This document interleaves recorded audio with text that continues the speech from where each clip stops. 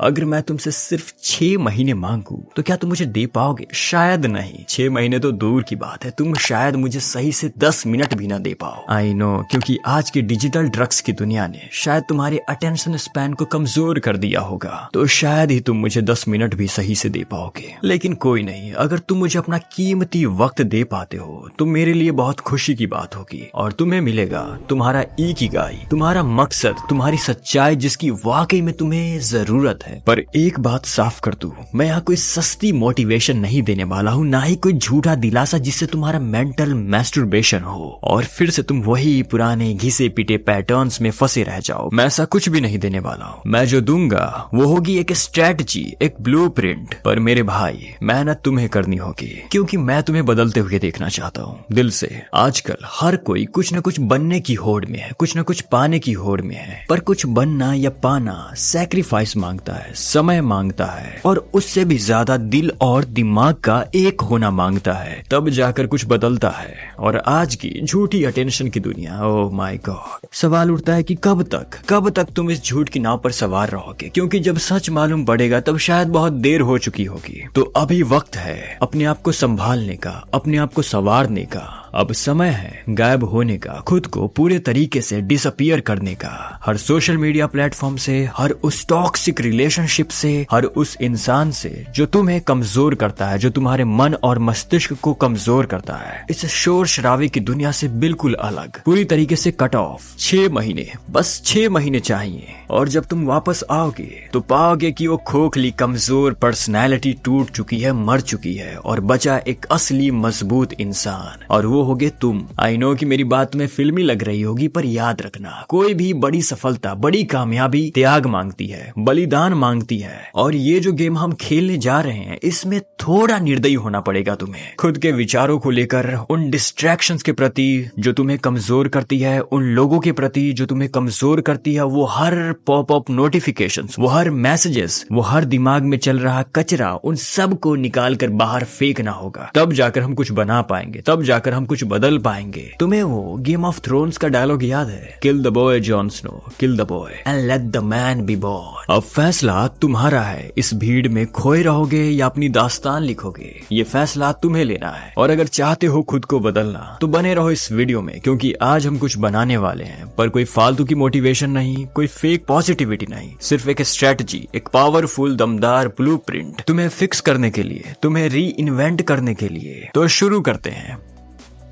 Step 1, burn the bridges that keep you stuck। तुम 2 नावों पर पैर रखकर किनारे तक नहीं पहुंच सकते, या तो आगे बढ़ोगे या वहीं डूब जाओगे जहां अभी खड़े हो। मतलब कहना ये चाहता हूँ, लोग सोचते हैं कि उन्हें उनकी हालात ने रोक रखा है, पर सच्चाई ये है कि उन्हें उनकी ही दुनिया ने जकड़ा हुआ है। वो लोग जो तुम्हारे पुराने वर्जन में तुम्हें देखना चाहते हैं, वो पुराना वाला ही उन्हें अच्छा लगता है। वो जगह जो तुम्हारी एनर्जी को चूस लेती है, वो आदतें जो तुम्हें बांध कर रखती है, तुम्हें कमजोर कर देती है। लेकिन मेरे भाई, अगर बदलाव चाहिए तो तुम्हें कुछ जलाना होगा, कुछ पीछे छोड़ना होगा, उन पुरानी यादों को, उन गलत रिश्तों को जो तुम्हें कमजोर करती है। और सबसे जरूरी बात, पीछे मुड़ के देखना नहीं है। चलो मैं तुम्हें एक कहानी सुनाता हूँ। ये छोटी सी कहानी है। एक चील का अंडा गलती से मुर्गियों के झुंड में गिर जाता है। अंडा फूटा, बच्चा बड़ा हुआ, लेकिन वो चील था, सोच मुर्गियों की बन गई। दाना चुगता, जमीन पर चलता, खुद को एक साधारण सा पक्षी मानता, लेकिन दिल में एक अजीब सी बेचैनी रहती। वो हर दिन आसमान में उड़ती हुई चीलों को देखता और सीने में एक अजीब सी आग महसूस करता, जैसे मानो कोई भूला बिसरा याद आ गया हो। और एक दिन उसने धीरे आवाज में कहा, काश मैं भी उड़ पाता। बाकी मुर्गियों ने हंसते हुए कहा, आह पागल मत बन, तू मुर्गी है, तू उड़ नहीं सकता। धीरे धीरे उसने भी ये मान लिया कि वे सही कह रहे हैं। उसने आसमान की तरफ देखना बंद कर दिया, अपने सपने का गला घोट दिया और जमीन पर जीते जीते मर गया एक दिन, बिना कभी जाने कि वो कभी आसमान का बादशाह हो सकता था। वो मर गया। और हम भी चील की तरह ही हैं, पर पता नहीं क्यों हम मुर्गी बने रहना चाहते हैं। और यही होता है जब तुम लोगों को, जगहों को और पुरानी आदतों में खुद को कैद करने देते हो। हर रिश्ता हमेशा के लिए नहीं होता, हर जगह तुम्हारे लिए नहीं बनी होती, हर आदत तुम्हारी किस्मत तय नहीं करती मेरे भाई। अगर तुम्हें बड़ा बनना है तो हर कदम आसान नहीं होगा। तुम्हें उबाऊ और थकाने वाले काम करने पड़ेंगे, उन लोगों से मिलना पड़ेगा जिन्हें तुम पसंद नहीं करते हो, कभी कभी हद से ज्यादा मेहनत करनी पड़ेगी। लेकिन यही तपस्या है, यही कीमत है अपने सपनों की। सोना तब तक नहीं चमकता जब तक आग में नहीं जलता, और हीरा सिर्फ कोयला होता है जब तक वो बरसों तक दबाव में रहकर खुद को निखार नहीं लेता। तो अब सवाल आता है, क्या तुम खुद को बदल सकते हो? और सवाल ये भी है, क्या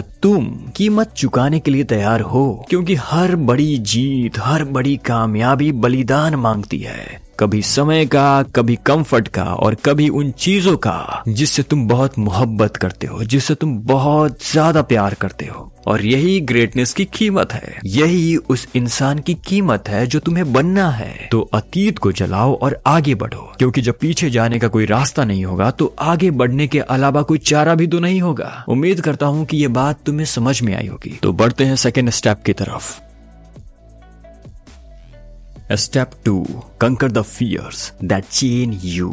लोग क्या कहेंगे, लोग क्या सोचेंगे, सबसे बड़ा धोखा, एक अजीब बोझ जो हर कोई ढो रहा है, दिखता नहीं है पर महसूस हर कोई करता है। ये बोझ लोगों की सोच का है, समाज की उम्मीदों का है, एक तरह का झूठा डर, यानी कि हर दिन हम इसी डर के नीचे जीते हैं, सोच समझकर बोलते हैं, कदम भी तौल कर रखते हैं, जीते नहीं, घुट घुट कर मरते हैं और खुलकर जी नहीं पाते हैं। और बस आता क्या है, हमें दिखावा करना। पर सच्चाई ये है कि ये सब एक भ्रम है, इल्यूजन है। लोग क्या सोचेंगे या लोग क्या कहेंगे, ये एक पूरा का पूरा भ्रम है। सच्चाई ये है कि जिस दुनिया का तुझे डर है उसे तेरी कोई परवाह तक नहीं है। हर कोई खुद में इतना डूबा हुआ है, इतना ज्यादा फकडअप हो चुका है कि उन्हें तेरी कोई परवाह तक नहीं है। जो तुझसे बात भी कर रहे हैं, जो तुझे देख भी रहे हैं, वो कुछ पल के बाद तुझे भूल जाएंगे, वो अपनी यादों में खो जाएंगे, क्योंकि प्रॉब्लम्स ही इतनी है मेरे भाई।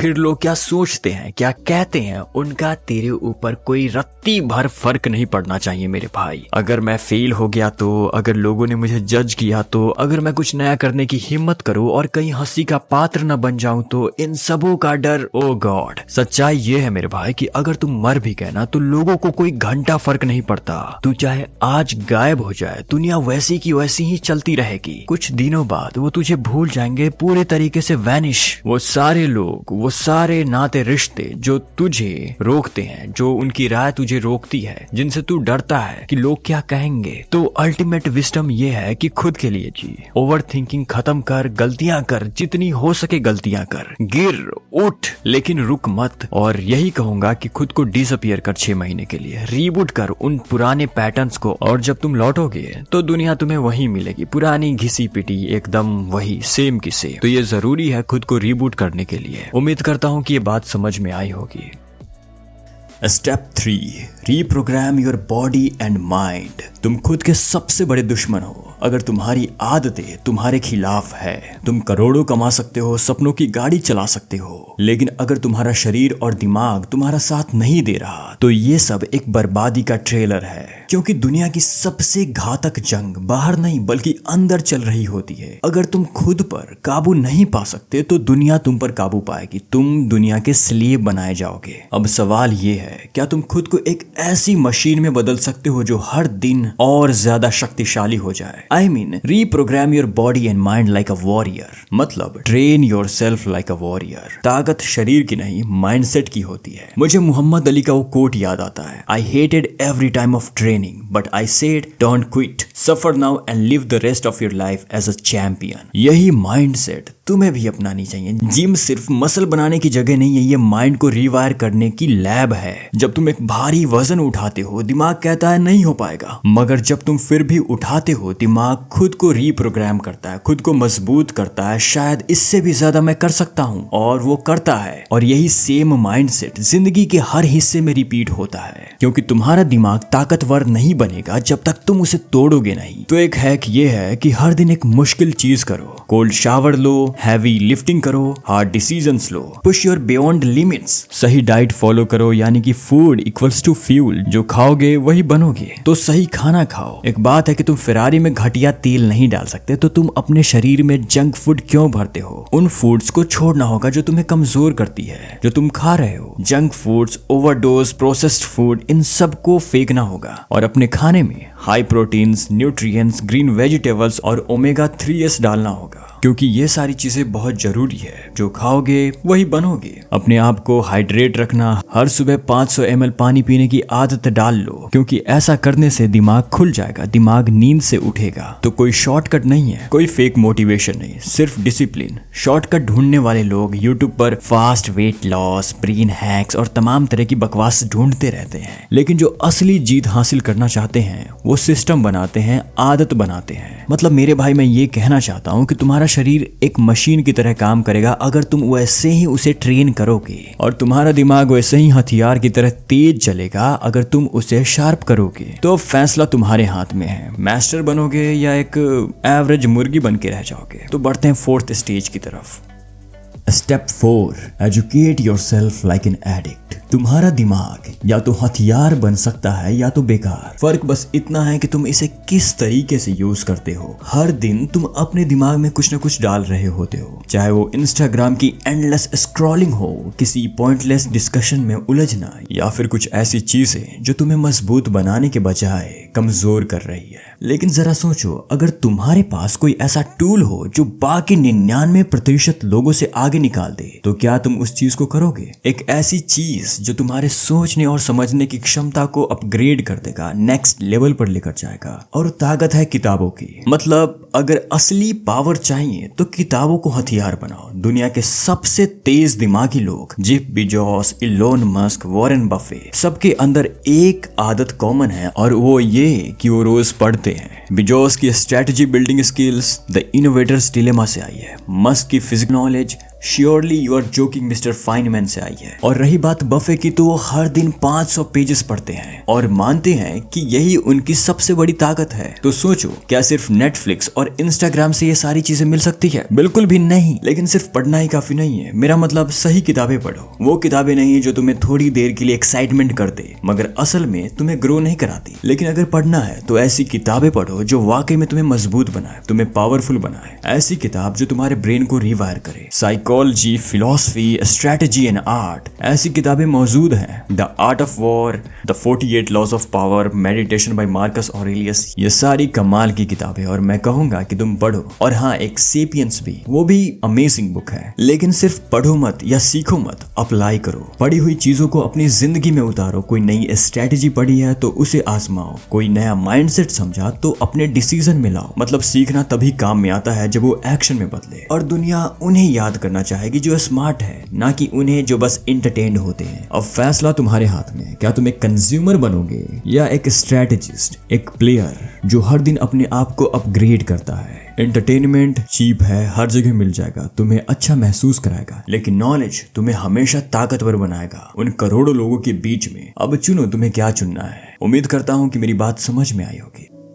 Step 5, build a digital presence that attracts power. तुम्हारा नाम दो तरह से अमर हो सकता है, या तो इतिहास में या इंटरनेट पर फर्क सिर्फ इतना है कि इतिहास बनने में सदियां लग जाती है, जबकि इंटरनेट पर तुम एक ही जनरेशन में याद रखे जा सकते हो। मतलब कहना ये चाहता हूँ, तुम्हारी मौजूदगी सिर्फ तुम्हारी गली, दफ्तर या शहर तक सीमित है तो तुम अपनी असली ताकत गंवा रहे हो। रियल वर्ल्ड की अपनी लिमिटेशंस हैं। मतलब तुम एक समय पर एक ही जगह हो सकते हो और सिर्फ एक इंसान से मिल सकते हो, लेकिन डिजिटल वर्ल्ड में कोई सीमा नहीं है, अनलिमिटेड। तुम्हारी आवाज, तुम्हारे आइडियाज, तुम्हारे काम एक साथ लाखों लोगों तक पहुंच सकता है। और दुनिया उन्हीं को नोटिस करती है जो खुद को सामने लाते हैं, क्योंकि ये जो एरा चल रहा है ये अटेंशन का एरा है। तो खुद को सामने लाओ बेहतर बनाकर। और सबसे बड़ी गलती मुझे ये लगती है कि जो काबिल लोग होते हैं वो कंज्यूमर बने रहते हैं, स्क्रॉलिंग, लाइक, शेयर। हर दिन दूसरों का कंटेंट देखते हैं लेकिन खुद कुछ क्रिएट नहीं करते, और नतीजा वो दुनिया के भीड़ में घुल जाते हैं। लेकिन जो बनाते हैं, जो लिखते हैं, जो बोलते हैं, जो अपनी जर्नी शेयर करते हैं, धीरे धीरे वे लोगों को अपनी तरफ खींचने लगते हैं। मेंटर्स, क्लाइंट्स, कोलैबोरेटर्स सब उनके आसपास खुद ब खुद आने लगते हैं। और ये कमाल की चीज है। That's beautiful.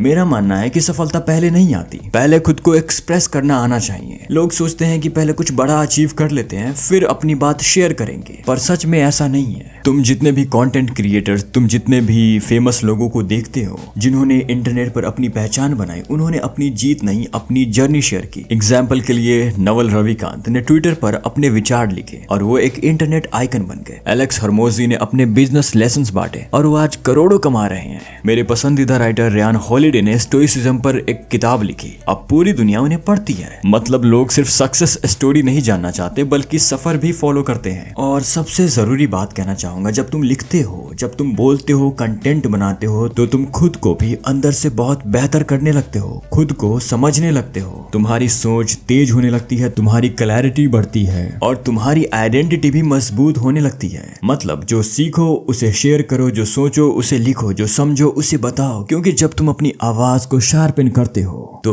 एक दिन पूरी दुनिया उसे सुन रही होती है। तो अंत में ये कहूंगा कि ये कोई मोटिवेशनल स्पीच नहीं है, ये एक स्ट्रेटजी है। तुम चाहो जितने ही टैलेंटेड क्यों ना हो, अगर तुम्हें दुनिया नहीं देख पा रही है तो तुम्हारे टैलेंटेड होने का क्या फायदा। 10 साल बाद तुम्हारा नाम कोई गूगल करेगा तो उसे क्या दिखेगा? कुछ भी नहीं। क्या तुम्हारी कोई पहचान होगी? मुझे नहीं पता। या तुम सिर्फ भीड़ का एक हिस्सा बनकर रह जाओगे? अब फैसला तुम्हारे हाथ में है। दुनिया तुम्हारा नाम जानेगी या तुम हमेशा के लिए अतीत में खो जाओगे। तो अपनी एक डिजिटल प्रेजेंस बनाओ। Step 6, create a dam focus zone. तुम चाहो तो अपनी दुनिया बनाओगे या किसी और की दुनिया में खो जाओगे। हर दिन 2 तरह के लोग बनते हैं, क्रिएटर्स या कंज्यूमर्स। क्रिएटर्स अपने दिमाग की ताकत से नई चीजें बनाते हैं, कुछ ऐसा जोड़ते हैं जो पहले नहीं था। कंज्यूमर्स बस वही लेते हैं जो उन्हें परोसा जाता है और उन्हें वो चीज अलग करती है। उनका फोकस, उनके काम करने का तरीका, वो किस तरीके से अपने काम को अंजाम देते हैं, वो कितने फोकस है अपनी काम में। तो बात ये है, अगर तुम्हारा ध्यान बटा हुआ है तो तुम सिर्फ शोर में डूबे रहोगे, लेकिन अगर तुम अपने फोकस को कंट्रोल कर सकते हो तो तुम वही आवाज बनोगे जिसे दुनिया सुनती है। तो तुम्हें जरूरत है अपना फोकस जोन ढूंढने की, जहाँ पे तुम्हारा ब्रेन ट्रिगर होता है। क्या तुमने कभी गौर किया है कि कुछ जगहों पर जाते ही तुम्हारा दिमाग तेजी से काम करने लगता है? कुछ लोगों के लिए कैफे का माहौल, कुछ लोगों के लिए कमरे का कोई खास कोना, तो कुछ लोगों के लिए सुबह की ठंडी हवा। ये सब दिमाग के ट्रिगर पॉइंट्स हैं। लेकिन फोकस सिर्फ जगह से नहीं आता बल्कि उस माहौल से आता है जो तुम अपने दिमाग के लिए बनाते हो। अगर मैं अपनी बात करूं कि मैं किस तरीके से फोकस में जाता हूं, तो मैं कहूंगा कि जब भी मैं फोकस करने बैठता हूं तो मैं बैकग्राउंड में सिनेमैटिक म्यूजिक चला देता हूं। मेरा दिमाग उस समय बहुत तेज चलने लगता है। Hans Zimmer, 2 steps from hello, Interstellar, dark night, ये सारी मेरी प्लेलिस्ट में है और ये सब मेरी सोच को बहुत ज्यादा इनहेंस कर देती हैं। लाइक अ बैटलफील्ड, मैं किसी बैटलफील्ड में हूँ और हर एक काम जो मैं कर रहा हूँ एक वॉर की तरह बन चुका है। चाहे वो ऐसे हो या कंटेंट राइटिंग हो, हर चीज मेरे लिए वॉर की तरह बन चुका है और मैं उस चीज में खो जाता हूँ और मुझे काफी मजा आता है। तो मैं भी तुम्हें कहूंगा कि जब भी तुम अगली बार से पढ़ने बैठना या फिर डीप फोकस करने बैठना, तो तुम कोई म्यूजिक चला सकते हो, कोई बैकग्राउंड में कोई म्यूजिक प्ले कर सकते हो, क्योंकि ये मेरे लिए म्यूजिक नहीं बल्कि एक स्ट्रेटजी है और ये सारी चीजें मेरी फोकस को इनहेंस कर देती है। क्योंकि तुम्हारा फोकस तुम्हारा किला है, उसे बनाए रखो। फोन को साइलेंट करो, अनावश्यक चीजों को बाहर रखो, जो चीजें तुम्हारी सोच को इनहेंस करती है उन्हें अपने पास रखो, ना कि बेकार की चीजों को। तो ये एक स्ट्रेटजी है जो मैंने तुम्हें बताई है, तुम अप्लाई करके देख सकते हो। ये बहुत कारगर है। ये सिर्फ एक आदत नहीं, एक मास्टर प्लान है। तुम अपनी ऊर्जा कहाँ लगाते हो वही तय करेगा कि तुम भीड़ में खो जाओगे या इतिहास में अपनी जगह बनाओगे। अब सवाल सिर्फ इतना है, तुम अपनी दुनिया खुद बनाओगे या किसी और की बनाई दुनिया का हिस्सा बनना चाहते हो? ये तुम पर निर्भर करता है। Step 7, stack unique skills for maximum impact. मतलब खुद को ऐसी लेवल पर ले जाओ जहां तुम्हारी कोई जगह ना ले सके। दुनिया उन्हीं को याद रखती है जो बेस्ट होते हैं या फिर सबसे अलग होते हैं, लेकिन असली गेम उनके हाथ में होता है जो दोनों को जोड़कर खेलते हैं, जो ना सिर्फ टैलेंटेड होता है बल्कि अपनी स्किल्स को इस तरह जोड़ते हैं कि उनका कोई कंपटीशन ही ना बचे। जरा सोच के देखो, अगर इलोन मस्क सिर्फ एक इंजीनियर होते तो क्या वो स्पेस एक्स और टेस्ला खड़ी कर पाते? अगर स्टीव जॉब्स सिर्फ एक डिजाइनर होते तो क्या वो एक एप्पल इतना आइकॉनिक ब्रांड बना पाते? अगर ब्रूस ली सिर्फ एक फाइटर होते तो क्या वो एक फिलोसोफर बन पाते? उन्हें सिर्फ एक मार्शल आर्टिस्ट के नाम से दुनिया जानती, बल्कि सच तो ये है कि वो एक डैम फिलोसोफर भी थे। तो सवाल ये उठता है, जो लोग इस गेम को समझते हैं वो किसी एक स्किल्स तक सीमित नहीं रहते, वो स्किल्स को जोड़ते हैं, अपनी वैल्यू को एक्सपोनेंशियली बढ़ाते हैं और खुद को ऐसा बना लेते हैं कि उनकी जगह ले पाना नामुमकिन ही हो जाता है। तो मैं भी तुमसे यही कह रहा हूँ मेरे भाई कि बेस्ट नहीं, अनोखा बनो, यूनिक बनो। अगर तुम्हें ऐसी पोजीशन पर पहुंचना है जहाँ कोई तुम्हें रिप्लेस ना कर सके,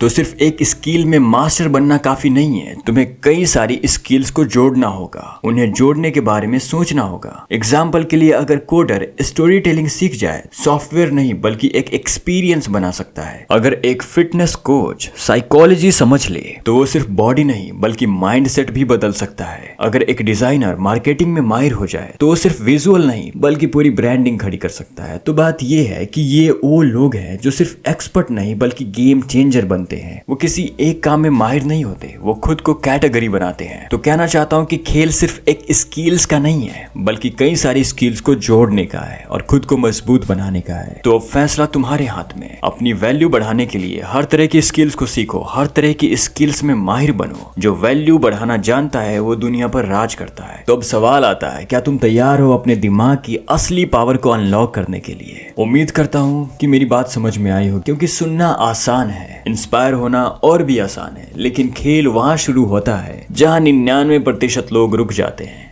एक्शन नहीं ले पाते हैं। और ये बात सच है, ज्यादातर लोग सिर हिलाएंगे, जोश में आएंगे और फिर अपनी उसी पुरानी जिंदगी में लौट जाएंगे जहां उन्होंने कुछ बदलने का वादा किया था। लेकिन तुम्हें उनसे अलग होना है। 6 महीने के लिए गायब हो जाओ, कोई बहाना नहीं, कोई डिस्ट्रैक्शन नहीं, सिर्फ एक चीज, एग्जीक्यूशन। और काम ऐसा करो, फोकस ऐसा करो कि पूरी जिंदगी उन 6 महीनों पर टिकी है। और सच भी यही है कि वो टिकी है। और जब तुम लौटोगे तब तुम पहले जैसे नहीं रहोगे। दुनिया तुम्हें पहचान नहीं पाएगी और दुनिया तुम्हें प्यार करेगी, तुम्हारी इज्जत करेगी। तो उम्मीद करता हूँ कि मेरी ये बातें तुम्हें समझ में आई होगी। अब मिलते हैं अगली वीडियो में। Love you, bye, take care.